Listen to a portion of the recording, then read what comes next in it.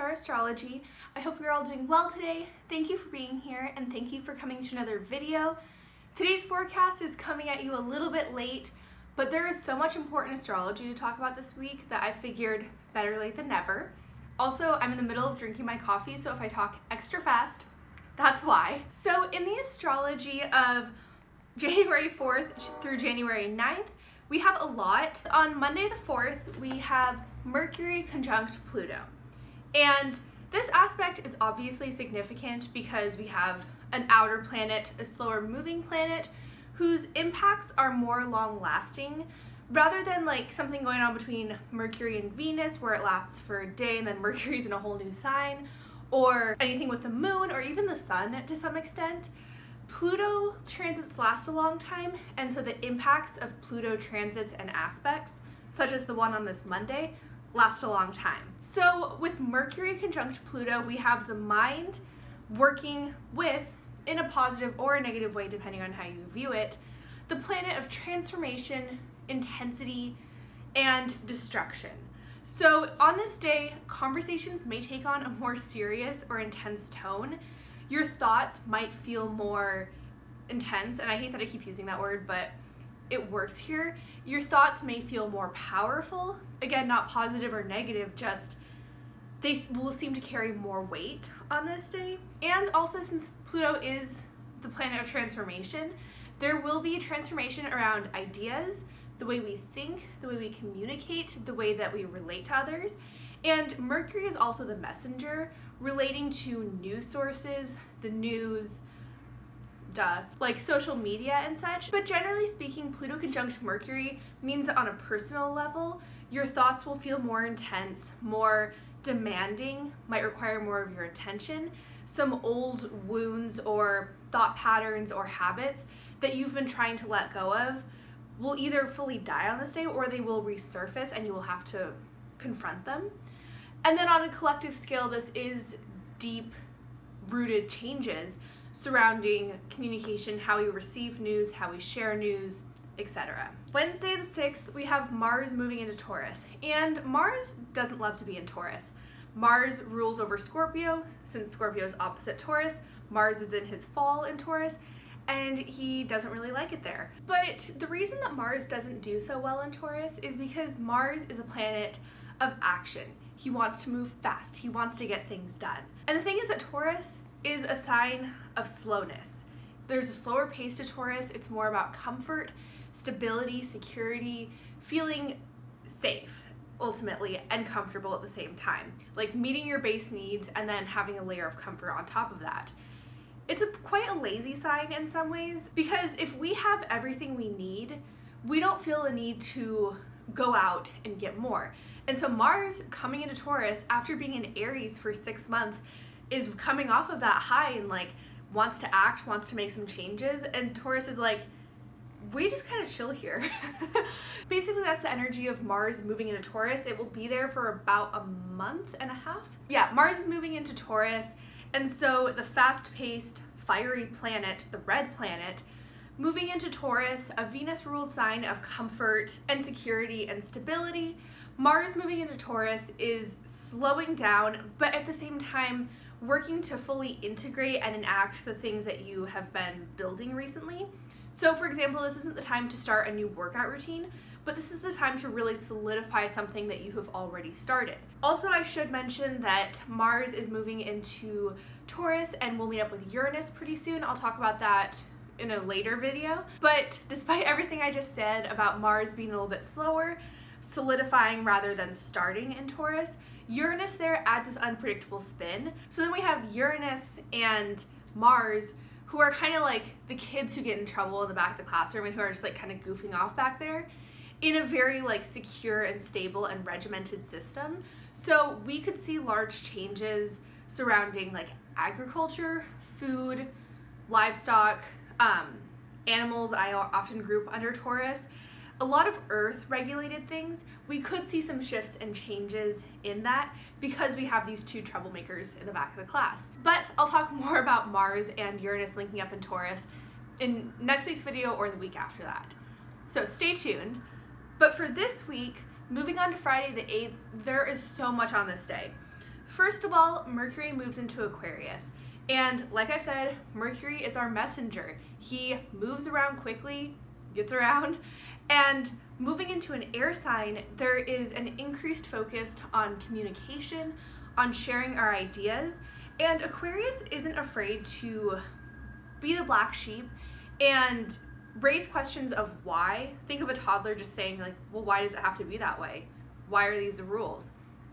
Why do we have to keep following them? So that's the energy of Mercury and Aquarius, just kind of questioning everything, like why do we do things the way we do? And working within that. Again, since Aquarius is also an air sign, there is an increased focus on communication. Ideas are going to flow a little bit more easily, thoughts, and you might feel more social during this time because air signs are social signs. Next, we have Venus moving into Capricorn.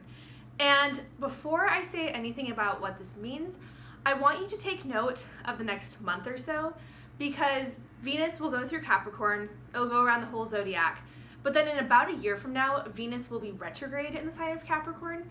So if you are aware of what happens in your life for this next month, just know that it might come up again in about a year in a more retrospective, reflective way.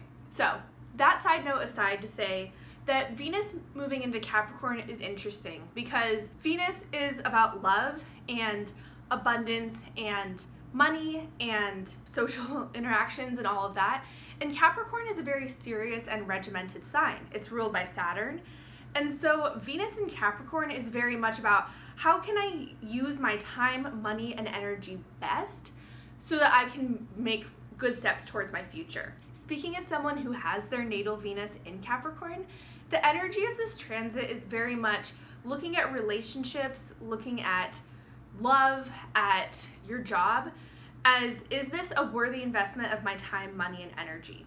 Because ultimately relationships are transactional to some extent, and that's not all there is to them. But when you're getting to know someone, there is that element of, you know, I'm putting time into this. I could be spending time on other things, so are you worth my time? If we're going on dates, I'm probably spending money. Is it worth me spending my money on you? And just our energy in general, like giving it to other people. So that's the energy of Venus in Capricorn, this transit that starts on the 8th and continues for the next month or so. Just be aware of where you're putting your time and money and energy and thinking about whether that's the most productive use or, and of course productive could mean like externally goal-oriented or productive just in the sense that it feels good for you, like it produces good things in your life, whether that's external or internal. Anyway, so just be aware of that because Venus in Capricorn is very much interested in goals and what does the end game or long-term plan look like. And then also on Friday the 8th, we have the Sun in Capricorn making a sextile to Neptune in Pisces. And I just think that this aspect is so cute because when we have planets changing signs, which we have 3 of this week, it marks a shift in energy. Whether good or bad, it's just different. And since we have 3 planets moving signs this week, 2 on the same day as this Venus sextile Neptune, there's a very hopeful tone to these changes. It's kind of like the new year honeymoon phase of, it's January 1st, the year is my oyster, I can do whatever I want in this year, blah, blah, blah. That is kind of the energy that we'll be feeling on Friday. Just as very hopeful, like, things are changing, but I think that they're changing for the better. So that's happening. And then we also have Mercury square Mars. They're both changing into new signs, creating a 90-degree aspect. So words on this day might take on a tone of aggression or conflict, but they might also take on a bit of assertion of kind of figuring out like, where do I want to go? How do my thoughts align with that, or how do they not? And how can I work those together so that my actions and thoughts match each other and are getting me to the place I want to go, if that makes sense. Finally, on Saturday the 9th, we have Mercury conjunct Saturn. Now, Jupiter is still very close to Saturn. Obviously, we're still coming off of the Great Conjunction.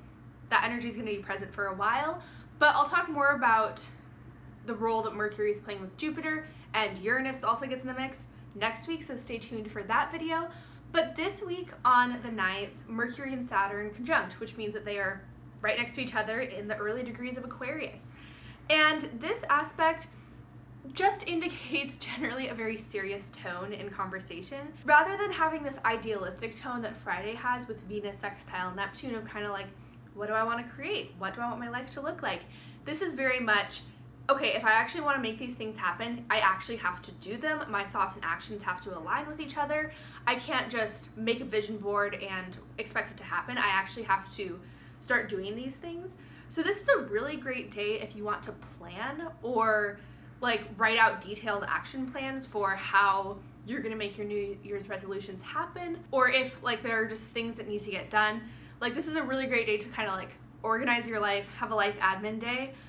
But also there's just a very serious tone to conversation.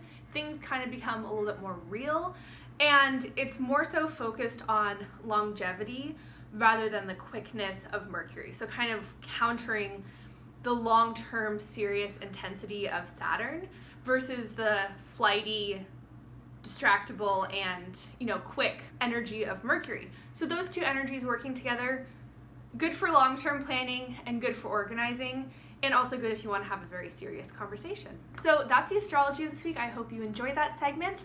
Now I'm going to pull a card from my Believe in Your Own Magic deck. I got this for Christmas and it's quickly become my favorite, so thank you, Denise, for getting this for me. But yeah, I'm going to pull a couple of cards so we can get some advice and words of wisdom for the week ahead. So I ultimately decided to only pull one card because it jumped out so quickly. We have Feast. Slow down to celebrate yourself. And I think that this is such a nice message for this week because there is so much change happening.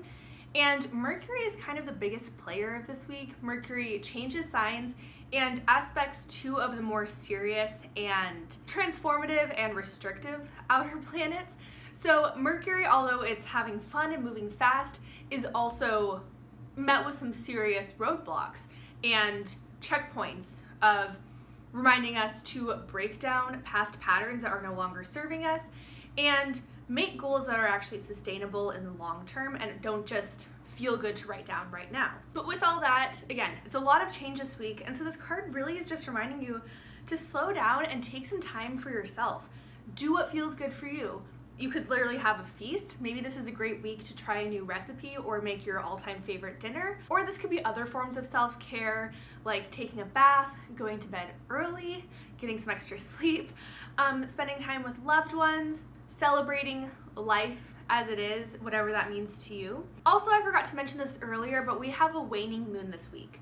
Energy is really winding down because we have our new moon next week. So this week is very much just about kind of wrapping up, consolidating our energy, checking in with what has worked and what hasn't worked. Overall, in general, waning moons are just times to slow down. The moon reaches the full point and then has to wind back down. This week is a winding down period. So don't expect that you will create a bunch of new ideas and like full steam ahead be able to make a lot of steps towards them. This might be a good week to plan, but ultimately slow down and take things at a bit of a slower pace. So that is all for today. I hope you enjoyed this video. I hope I didn't talk too quickly. That is all, and I post forecast videos every Sunday, so keep an eye out for those on Sundays. I also post other videos every Wednesday, Thursday, Friday, middle of the week sometime. So please subscribe if you aren't already, leave a like, and comment down below. Let me know what you think of the astrology this week. Let me know what you think of the oracle card, if it resonates for you, if it doesn't, whatever. Let me know, and I will see you with a video very soon. Bye!